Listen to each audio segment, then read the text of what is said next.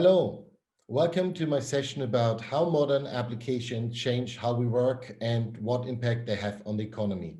My name is Boris Bialek. I'm the Global Head Enterprise Modernization at MongoDB. When we take a look what's going on today, it's really about certainty and uncertainty. The only certainty we have today is change. When we take a look to the World Uncertainty Index, which is actually a real existing thing for the last 30 years, you will see that the index changed a lot over the last years, and specifics through COVID and the time since then in 2019, 2020, the numbers are spiking higher and higher.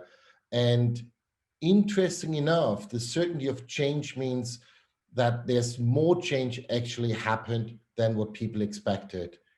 And I like to quote Satya Nadella, the CEO of Microsoft here, we have seen 2 years of digital transformations in 2 months. And I can confirm that by now, the statement obviously was from spring, summer this year. By now we see, I would go a step further. We saw over this year as much move as over the last 5, 6 years since probably 2015. So when we take a look what is happening, transformations are really built upon data. And every business now is a software business. When you think about how software success is defined by the underlying data, by the use cases, then you will realize, be it a payment platform like Paytm, or be it an online business, or be it anything else, everything is driven by data. Now, the interesting question is, do you have the data platform?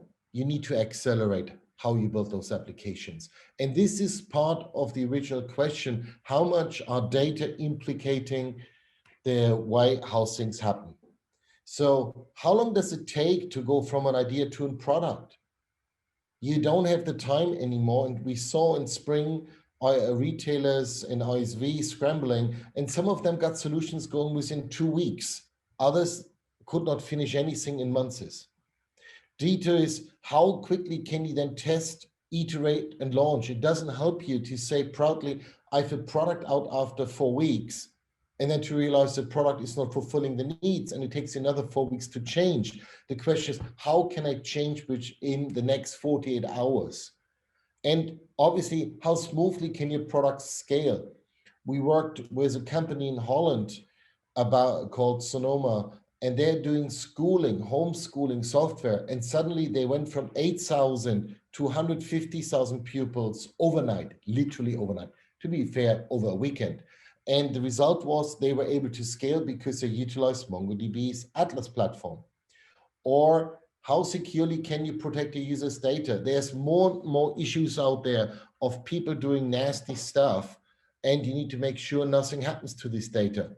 And last and not least, how complete a picture do you have of your customers? How much do you know about them to make the right decision? How much are you able to transition between old and new? All these things are built around data.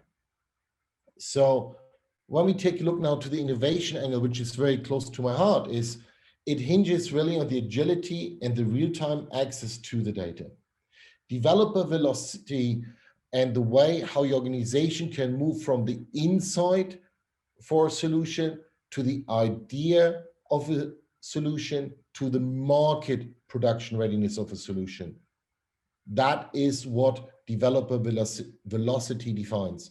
Detail, it's all about real-time access, real-time users, real-time mobile.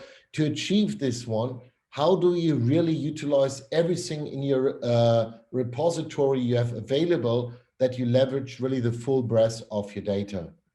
I have here 2 very practical examples I would like to bring up. On one side, you have 7-Eleven. 7-Eleven is a small micro supermarket chain, and in this case specifically, it's all about 7-Eleven in the United States. And they introduced real-time sales and inventory sync. So every shop knows exactly where they are on their sales, what's happening, and if after the last big football game or cricket game, then they want to know what's going on, and they have much more accurate data, what needs to be delivered to the store when. That's connecting only 20,000 devices, so it's a very, very small number, but it's moving the needle by a big piece. Dito ADP is one of the large payment and HR service providers worldwide. And it's all about you, the end users, how to see data, to understand how was your paycheck generated, what's going on, how do you scale? And they quickly scale to over 1 million active users within amounts of weeks. So when we take a look, what is really blocking us from doing this? And the block is a legacy upkeep, what I normally call the management by Nike, which is not a negative word about Nike. But the real thing is that people run around and keep trying to keep the lights on the existing infrastructure, and then look at you and come up with exactly those statements. And have we have heard it all? System modernization has failed before. We've been there, done that. The single view of a customer is not possible. Regulatory compliance is so difficult, we can't do anything else. Everything is too slow and expensive. You start this again and again, been there, done that, can't. The question is, how can you can? And the real important part is when you look into digital transformation, modernization and innovation need to go hand in hand. They cannot compete for the same resources.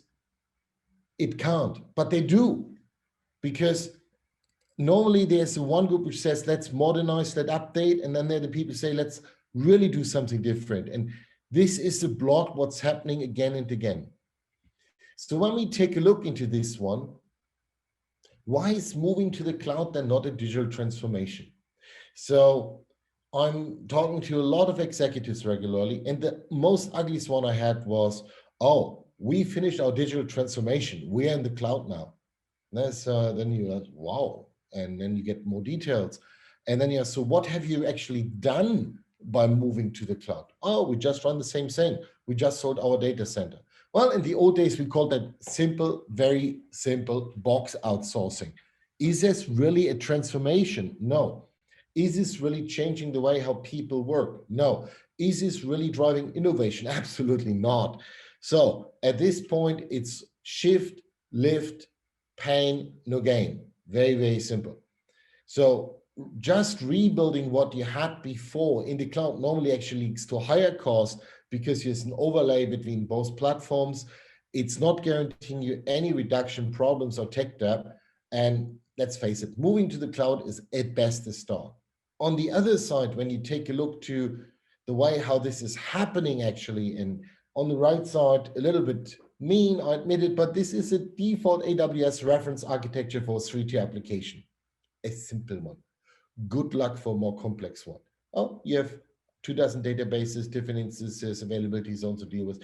You will have to hire a bunch of people who just will manage those pictures. So do you really want to do that? And the answer is no. Here's a quote from Travelers Insurance in the United States. We did everything we could to make sure that we are getting faster with what we do. But at the very end was still the database.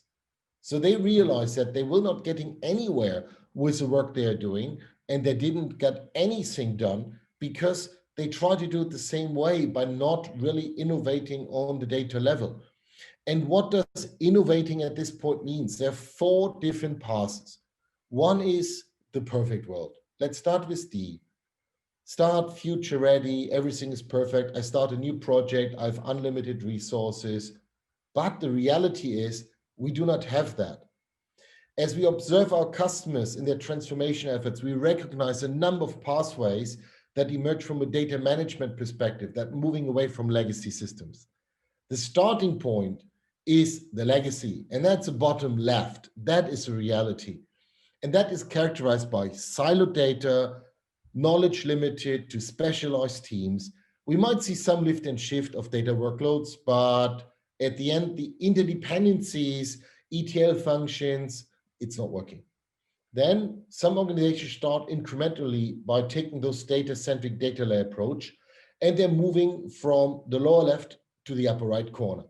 And that actually works, but there's a lot of cost because you need to manage the complexity of the existing solution with a move to the new one. Or some organization starts with a break the monolith, moving to the right, simplify, introduce new organizations, and everything is best. But how do you do this with existing things where people are not really as fast as you think they are? So that's a little bit difficult. And then the other part is, obviously, you say, I prioritize databases, I do everything first on this data space and move from that one into a future ready state. But all of these three passes to the future ready start state mean all change from the data layer, from the platform, from the silos. So you need to do things quite differently. So now me working for MongoDB, obviously we have an answer to that one, and that is a MongoDB data platform. Scalable, high performant, with enterprise grade security compliance. We have the logging and analytical functions you need in the real-time space. We have the advanced data lifecycle management to move data through the various cycles from real-time transaction to analytical view to semi-cold to ice cold in the data lake. And we have the built-in capabilities which are so critical for your edge synchronization, your mobile synchronization to make your apps really fly. So, and last but not least, Atlas is native to all three major cloud providers and is continuously patched and updated. You don't need to think about that one at all. So when you take a look how this works as part of the innovation, what we talked about at the beginning, how is it changing? It's literally the data platform is in the center and there's a driver for people and culture. You want that people get the capabilities to do things differently. And many cases, this is a little bit more like people have the skills, they have the one, you just need to let them do, to quote Steve Jobs here, which is always good to quote.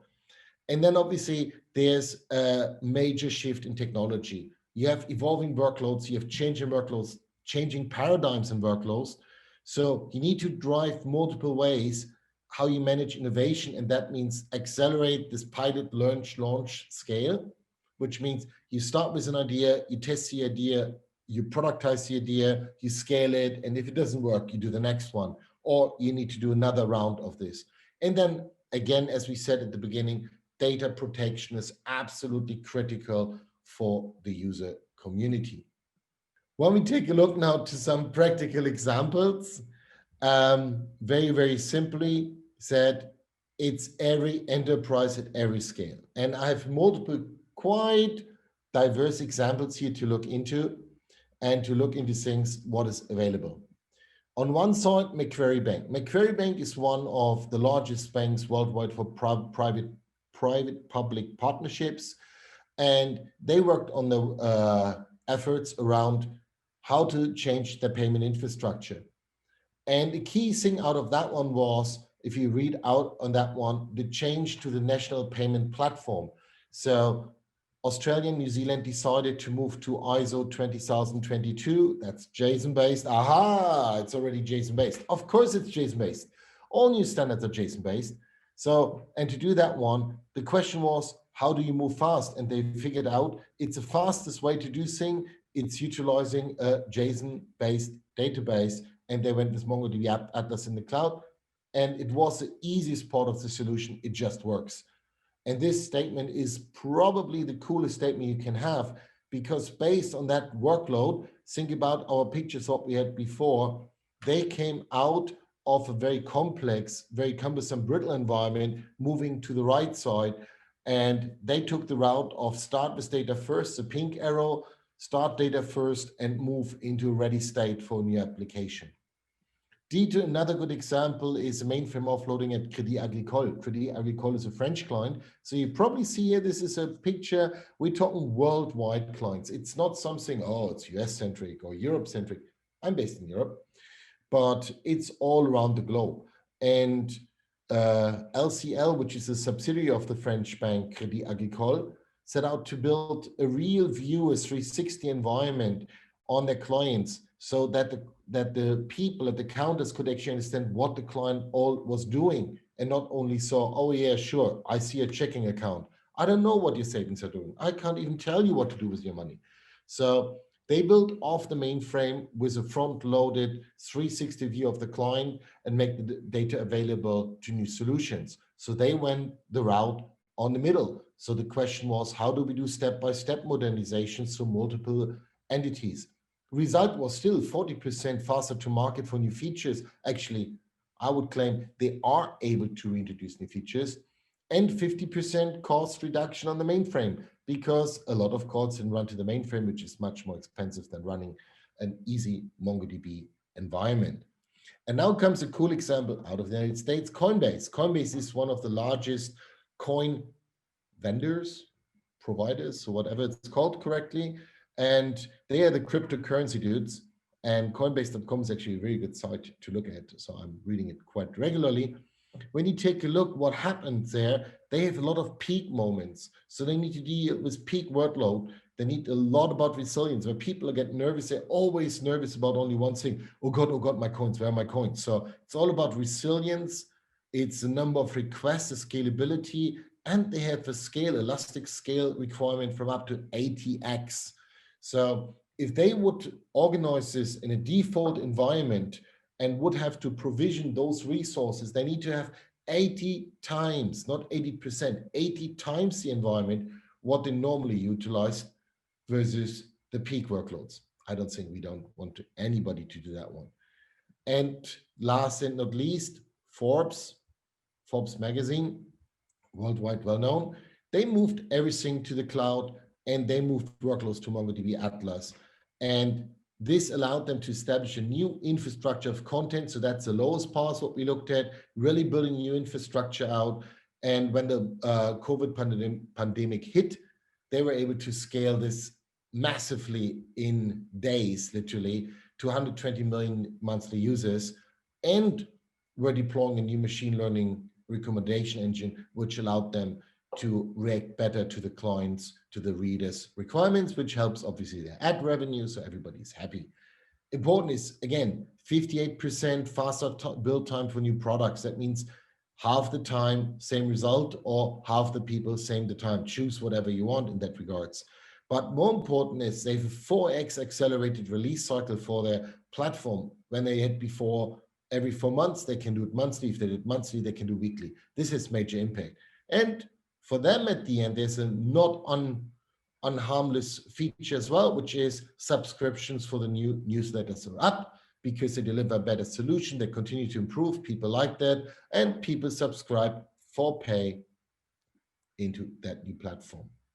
So putting this all together, MongoDB really is a data platform which is trusted, secure scaling. We deliver the enterprise-grade security and the privacy features.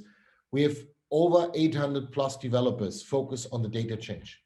That means 800 people who only focus from our side on improving the data platform, not doing 20 products, they do one product. And we have a very large-scale information security and compliance department. We have 24/7, 365 global support. What a lot of people don't realize is we have over 200 engineers, not call center agents, engineers, specialists across all the 5 continents. And we have a big team, for example, in Gogon and Delhi. And last and not least, we have a global community. We have a lot of people who love our stuff. We have over 20,000 clients by now, customers, which means one company, when you see all these names, is one client, one customer, even if they're clients in multiple countries. We have over 100 million activations right now. I think we will hit 150 end of the year. We are the developer's most wanted database for the last 4 consecutive years on Stack Overflow. And we're the fastest growing database vendor for the last 10 years. We're utilized by more than half of the Fortune 100 by now. It's something we're really proud of because these are people who use our stuff to move money. We scale to billions of records and billions of documents out there. And we're doing this one quite regularly. And I'm very proud to deal by now with clients and work with clients. And the question is never, are you guys up? Are you guys scalable? The question is by now, what can we do to further accelerate our improvements, what we built upon your technology? We are really your end-to-end partner, and we really suggest try it out, download MongoDB, experiment with it. Nothing gets better than real hands-on exposure. We try to give you really the time back to concentrate on your business, concentrate on application, and like Stephen Bond from Forbes says, everything else is taken care of. So that was it today, with one small bug in the middle, which probably my marketing team will take out. and I appreciate the time spent with us. All my contact infos are below. Feel free to contact me anytime. Cheers. Bye.